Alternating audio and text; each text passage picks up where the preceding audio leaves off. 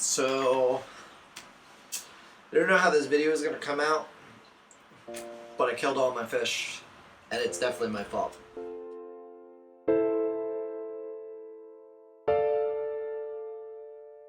Hit the subscribe button to enlist in the H2O Army. Also, hit the bell to join our elite notification squad. So guys, this is the third take of this video. I don't know how to really structure this, but let's try this again.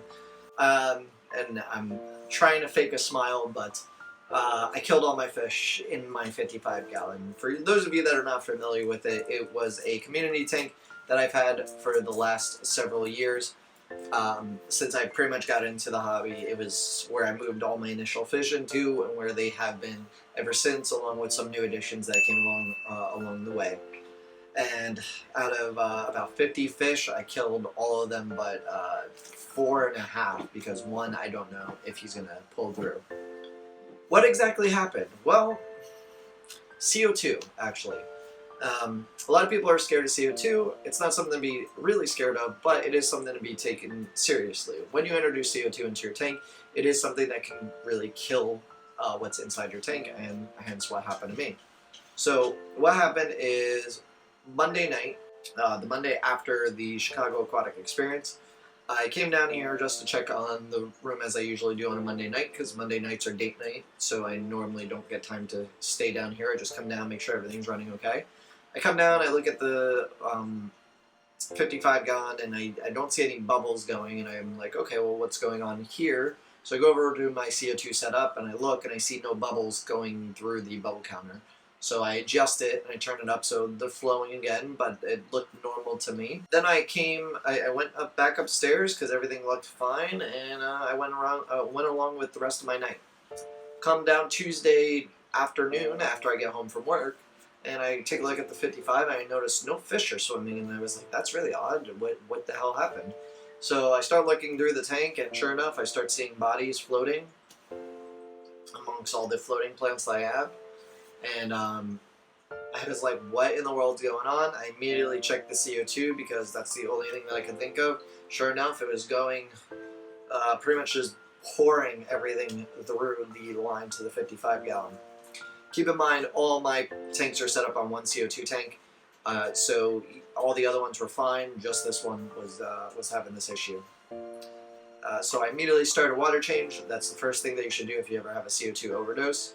Immediately start a water change, start taking out water, start agitating the water as much as possible. If you have an air pump around, which I highly recommend always having a spare one around, throw an air pump with an air stone.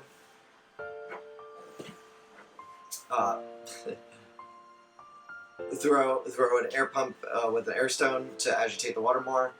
Turn your filters so that way they're either breaking the surface of the water or they're shooting down into the water to create as much oxygen as possible while you're doing a water change. If you have a wave maker, shoot it so your wave maker is generating surface agitation as well. Basically, agitate and oxygenate the water as much as possible.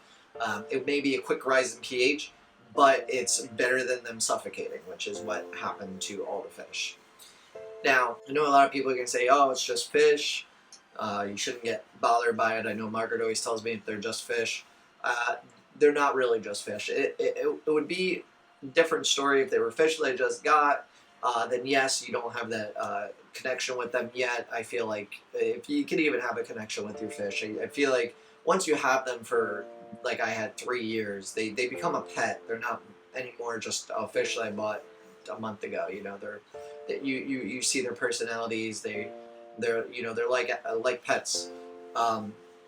And yes, fish die all the time for really stupid reasons. Sickness, that a lot of fish are prone to illness, different fluctuations in water chemistry, temperature, all these things can happen. They get eaten, they get bullied, all these things.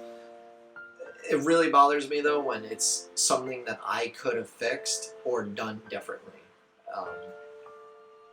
I gassed off 3 of my rainbows a year ago, actually, almost right around the same exact time. I killed 3 of my rainbows because of a CO2 mishap. Same thing that happened again, except this time it was a lot more catastrophic. So I killed, out of 40, 50 fish that I had in there, I killed 45 of them. I'm left with 5. Out of those 5, 1 Tetra survived, 1 Cherry Barb, but who I don't know if he's going to make it, because you can tell that he lost sight in one of his eyes, his tail's a little messed up. I don't know if he's going to be okay. An Autosynclus, which was actually sitting on top of my floating plants when I started doing the water change. I realized he was up there.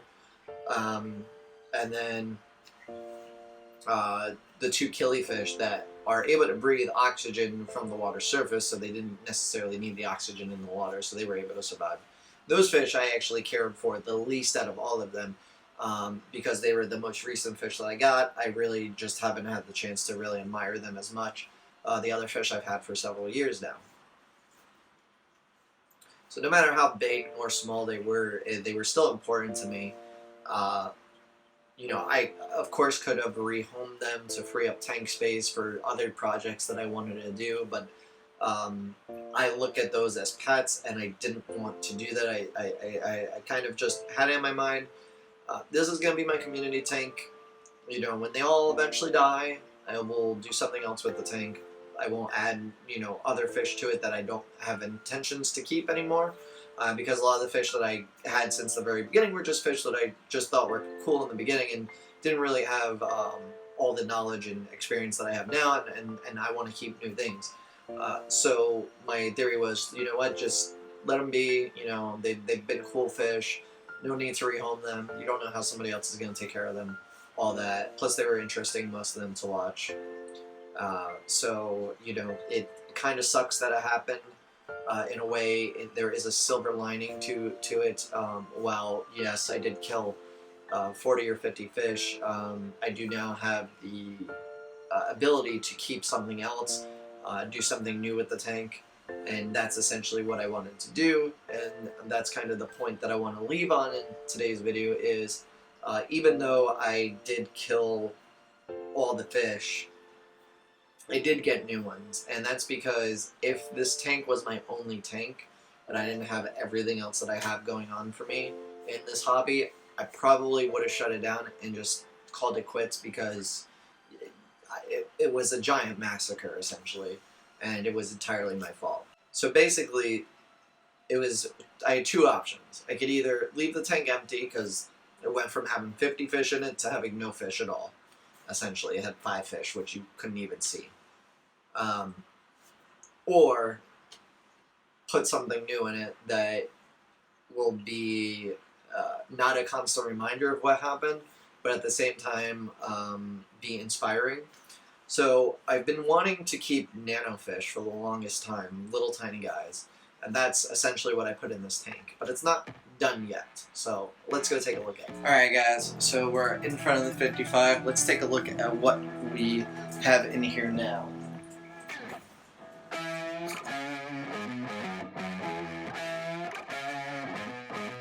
Yeah.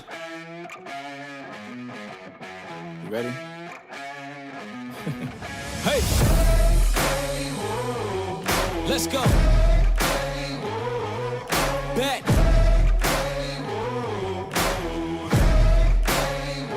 Yo, once again I'm back around. Real shit back in style. Haters reconcile. I'm so black and proud. First class tickets now. Feet all in the eye. Everybody looking down. Everybody get red when you drown, huh? Look at me up. I'm putting it down, you picking it up. Checking the models, they want us to go to college just so we can be stuck. Go to school to make a living, or teach yourself to make a fortune. Common sense, welcome to the apocalypse. So, I've been wanting to do nano fish for the longest times. I wanted to get a giant school of nanos going. And this is the time to do it, since this is my one and only really show tank. Outside the goldfish tank, this is my time to do it here. And this is what I got. I got some celestial pearl danios, also known as galaxy rasboras. Very neat little nanofish. They are very skittish and very quick, hence why they're extremely hard to picture and video. But eventually we will have probably about 100 in this tank. Right now we only have 20, and that's just because these guys are not cheap, and they didn't actually have as many as I wanted. But eventually I plan to have 100 in here by either buying additional ones or hopefully having these guys breed. I am feeding lots of high protein foods in efforts to hopefully get them to breed and lay eggs. and hopefully they will do so there. But you see, they're not really much of a schooling fish. They're more of just a bounce all over the wall. There will be tiny little shoals going, or schools. But I think with 100 in here, they would look very nice. And I don't think it's going to be overstocked in a way. There's a lot of plants in here. There's also, you know, it's a big filter for this size tank, so it can turn over enough water to make it safe for more of these fish. On top of those fish, I also got this little guy right there, now hiding from me. But if we take a look right over here, there you go. We got some autosinkless catfish.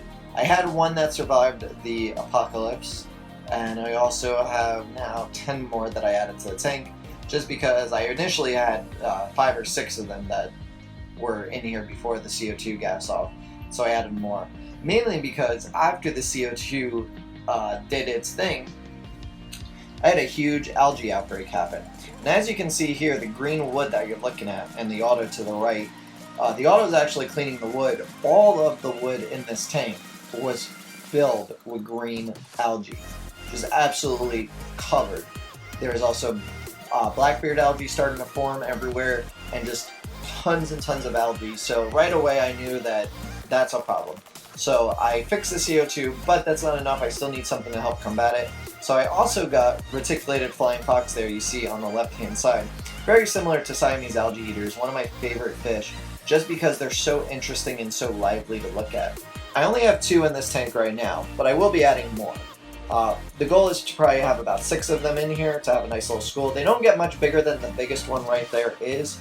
Slightly bigger and fatter probably, but overall they don't get much bigger than that.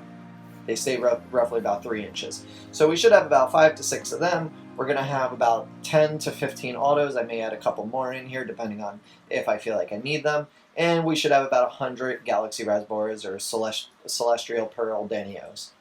Overall, I think it'll be really cool to see. I want to have a giant school of nano fish. Everybody's doing big fish these days, and you know, bigger fish, and I feel like the nanos do not get enough love, and I think with a 55, possibly even upgrading this to a 75 gallon soon, having a giant school of nano fish would be really cool and interesting to look at. And it's something that everybody can do, where you could get this fish and have it in your tank at home too. But I did want to touch on something. In the last video we did of this tank where we rescaped it, I asked you guys what should we call this tank, being that it's the crypt tank. Or what I was calling it at the time, the crypt tank, because it has a bunch of crypts, as you can see. It also has a bunch of bucephalandrid in there. Well, I did a poll in this video. If you want to click the iCard that's up in the top right, and go vote for which one you like the most, and then we'll announce it in a future update video of this tank. But I really like the name suggestions, and I think you guys did some good jobs at picking out some really clever names. So do vote on that for me. So guys, it's really unfortunate what happened here, but really at the end of the day, it's done. There's not much more I can do about it. We can only move on. And if this ever happens to you, or you ever have an issue, you still like keeping fish and keeping a tank, try something new. That's what I'm trying. Breathing life back into this tank, making it appealing again. And I think once we have a giant school of fish going in here and all these plants really fill out like they're continuing to do, I think it's going to look really nice. I do have to let some of the plants rebound. The CO2 actually damaged some of the crypts, so they took a little bit of a hit, but they're starting to bounce back. Luckily, the cleanup crew that I have in here will help with that, eating all that plant matter, getting the algae off the leaves, and so on. Alright guys, so leave me a comment down below. What should we call the Danio squad, essentially? Because now we have almost a sports team of fish, and we're going to be adding even more. So what should we name them? Because we obviously can't name them all individually. But what should we call them as a team? Also, while you're down there, hit that like button. It would really mean a lot, especially on this video. And also, subscribe here if you're new. We try and upload every week, unless stuff like this happens, which makes me seriously depressed. But seeing new fish in here breathes a bit of life back into it, and makes me feel inspired and obviously motivated to keep on going. So guys, if I don't see you or hear or whatever by Thanksgiving, have a happy Thanksgiving. And if not, I will see you later. Peace. Hey! Let's go! Back!